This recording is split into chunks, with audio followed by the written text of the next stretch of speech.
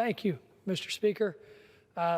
It's a different day here on the House floor for a debate over a bill with House administration jurisdiction. I once again agree with the majority that this is a good piece of legislation. Albeit, I was a little concerned when my colleague just mentioned that officials in California, Illinois support this bill. I had to take a step back and realize, well, maybe I'll talk to my team about who those officials are before I offer my wholehearted support. But in all seriousness, Mr. Speaker, as part of the Help America Vote Act, created in 2002, Congress authorized funding for the protection and advocacy for voting access program to help ensure every eligible American, regardless of their abilities, can participate in the election process and cast their ballot privately and independently. Funds for the PAVA program are currently allocated to only 55 of 57 legally established protection and advocacy systems across the country.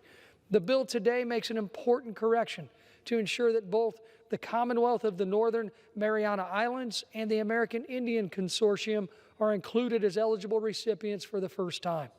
This bill, as mentioned by my colleague, sponsored by my good friend Senator Roy Blunt, passed the Senate by unanimous consent.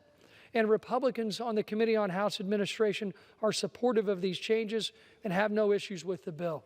But to be honest, I am somewhat disappointed that my colleagues in the majority on House Administration have chosen not to pass this bill under suspension. For months, our staffs have been working together to pair the PAVA Program Inclusion Act with H.R. 8517, the Confirmation of Congressional Observer Access Act, a non-controversial bill brought forward by Election Subcommittee Ranking Member Brian Stile. Both bills make bipartisan non-controversial amendments to HAVA. Mr. Stiles' bill doesn't change federal law or practice, but simply provides a citation of convenience for existing law that gives the House authority to deploy official observers to watch the conduct of congressional elections in states and territories.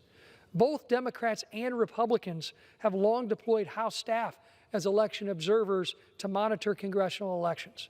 Sometimes our observers have had access difficulties, including in a widely publicized event in Maricopa County, Arizona 2 years ago.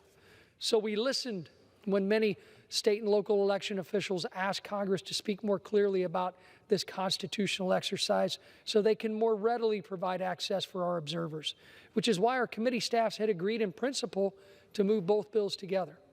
That was until just a few weeks ago when the Democrat staff said they had issues.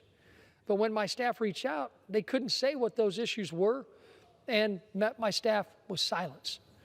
We gave Democrats another opportunity to bring these bills up together during Rules Committee earlier this week when Mr. Stile offered an amendment to include his election observer bill, but it was rejected along party lines. So now we're here on the House floor talking about a bill that should have passed under suspension alongside Congressman Stiles' common sense bill to ensure integrity and faith in our elections.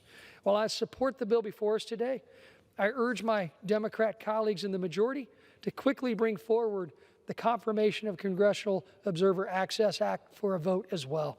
I was encouraged by comments earlier this week at Rules Committee by my good friend, the chair of the Election Subcommittee, Congressman G.K. Butterfield, about Mr. Stiles' good piece of legislation, and continue to hope we can work together on a bipartisan basis to make it law.